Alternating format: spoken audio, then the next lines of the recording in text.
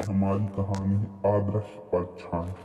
हिमाचल प्रदेश के एक छोटे से गांव धनोटी की कहानी, जहां चारों ओर पहाड़ों की हरी भरी घाटियां, ऊंचे ऊंचे देवदार के पेड़ और ठंडी हवाओं से सजी शांत वादियां थीं। इस गांव के किनारे जंगल के पास एक पुराना और खंडर जैसा दिखने वाला घर था।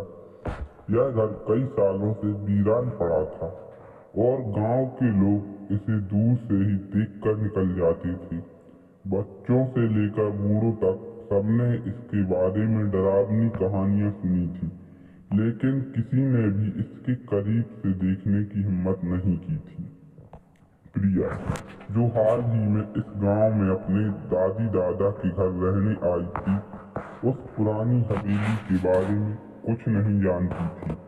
प्रिया की माँ का हाल ही में देहांत हुआ था और उसके पिता उसे दादा दादी के पास छोड़ गए थे, क्योंकि उन्हें शहर में काम के सिलसिले में बाहर जाना पड़ा था।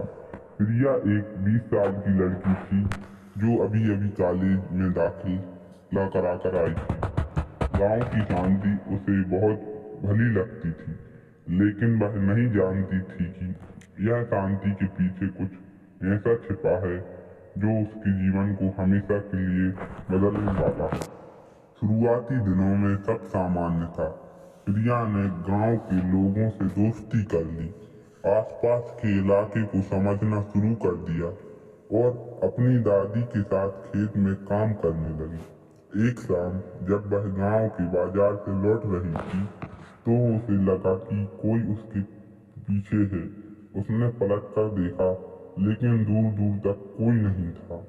गांव के लोग अक्सर उस समय पर अपने अपने घरों को बंद कर सो जाते हैं, क्योंकि इतना अंधेरा होता है कि लोग जंगल के पास जाने से कतराते थे।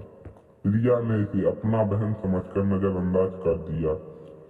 कुछ दिनों बाद प्रिया को उस हवेली के बारे में सुनने को मिला। गांव के कुछ लोगों ने उसे चेतावनी दी कि वह कभी भी हवेली के पास ना जाए। उन्होंने कहा कि वहां कुछ अशुभ है जो उस जगह को बर्बाद कर रहा है। कुछ लोगों ने बताया कि उन्होंने वहां अजीबोगरीब आवाजें सुनी और कुछ ने हवेली के अंदर रोशनी जलते हुए देखी, जबकि वहां कोई नहीं रहता था। लेकिन प्रिया इन कहानियों पर ज्यादा ध्यान नहीं देती थी। वह एक आधुनिक सोच वाली लड़की थी जो भूत प्रेत अंधविश्वास में विश्वास नहीं करती थी, लेकिन किस्मत उसे कुछ और ही दिखाने वाली थी। एक दिन प्रिया की दादी बीमार हो गई। उन्हें गांव के अस्पताल में भर्ती करना पड़ा। प्रिया अपने घर में अकेली थी। उस रात ठंडी हवाएं चल रही थी और बारिश भी होने लगी। बिजली बार बार कड़क रही थी और गांव में अंधेरा छा गया था। प्रिया ने खुद को अपने कमरे में बंद कर लिया और किताब पढ़ने लगी। अचानक उसे अपने घर के बाहर किसी के कदमों की आवाज सुनाई दी। उसने खिड़की के बाहर झांका, लेकिन घना अंधेरा होने के कारण कुछ भी साफ नहीं दिखा। दिल की धड़कन तेज हो गई। प्रिया ने सोचा कि शायद कोई गांव का व्यक्ति होगा जो बारिश में बचने के लिए आसरा ढूंढ रहा होगा। लेकिन तभी उसे लगा कि कोई धीरे धीरे दरवाजे पर दस्तक दे रहा है। दस्तक इतनी धीमी थी कि वो आवाज कानों में गूंजने लगी। कौन है? प्रिया ने थोड़ी हिचकिचाहट के साथ पूछा, लेकिन कोई जवाब नहीं आया। दस्तक फिर से हुई।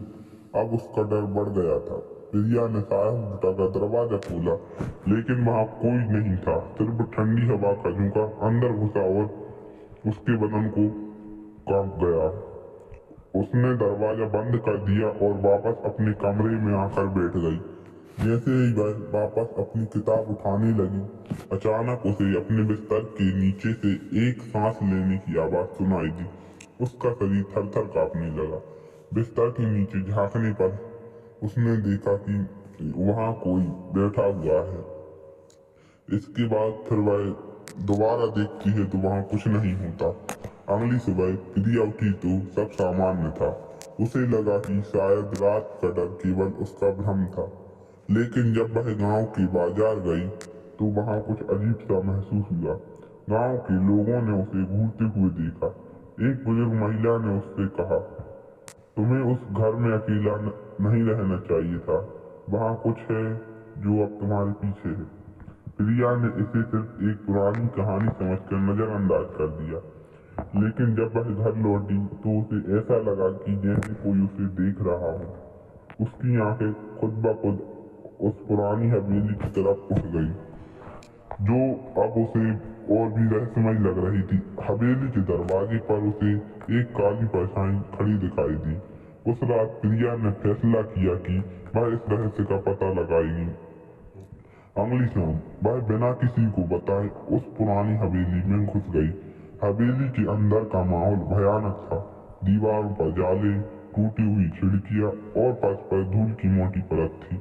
अंदर एक अजीब सी बदबू फैली हुई थी। जैसे ही वह अंदर गई उसे ऐसा लगा कि हवेली के अंदर और कोई भी मौजूद है। उसने अपनी टॉर्च को जलाया और इधर उधर देखने लगी। अचानक से उसे इस कमरे में हल्की सी रोशनी दिखी। जैसे ही वह कमरे के पास पहुंची, दरवाजा अपने आप खुल गया। अंदर एक पुरानी तस्वीर रखी हुई थी। तस्वीर में एक महिला थी जो हूबहू प्रिया जैसी दिख रही थी। प्रिया के होंठ उड़ गए। उसे समझ नहीं आ रहा था कि यह तस्वीर यहाँ कैसे हो सकती है। उसने तस्वीर के नीचे लिखी तारीख देखी, 1887। यह नामुमकिन था क्योंकि वह 2023 में थी। अपने पैरों तले जमीन खिसकते हुए उसने महसूस किया। तभी कमरे के कोने से एक धीमी फुसफुसाती हुई आवाज आई, तुम वापस क्यों आए? प्रिया ने जब उस दिशा में देखा तो एक परछाई खड़ी थी। परछाई की आंखें लाल थी और उसकी आकृति धुंधली थी, लेकिन उसकी मौजूदगी असली थी। कौन हो तुम? प्रिया ने घबराकर पूछा। तुम्हें नहीं पता, ये तुम्हारा ही घर है। सालों पहले तुम इसी हवेली में रहती थी, लेकिन एक भयानक हादसे से तुम्हारी मौत हो गई। अब तुम वापस लौट आई हो और इस बार तुम इसे नहीं छोड़ोगी, उस परछाई ने कहा। प्रिया की सांसें अटक गईं। उसे याद आने लगा, बचपन में उसकी माँ को उसे एक पुरानी कहानी सुनाया करती थी कि उनके पूर्वज की हवेली में एक भयानक आग लगी थी जिसमें एक युवती की मौत हो गई थी। वह युवती प्रिया की परदादी थी और उसके चेहरा उसके बिल्कुल जैसे मिलता था। अचानक परछाई ने प्रिया की ओर कदम बढ़ाए। उसकी आंखों के सामने सब धुंधला होने लगा। उसे लगा जैसे उसकी आत्मा को कोई खींच रहा हो। हवेली की दीवारें घूमने लगी और उसकी चेतना धुंधली पड़ने लगी। अगले दिन जब गांव वालों ने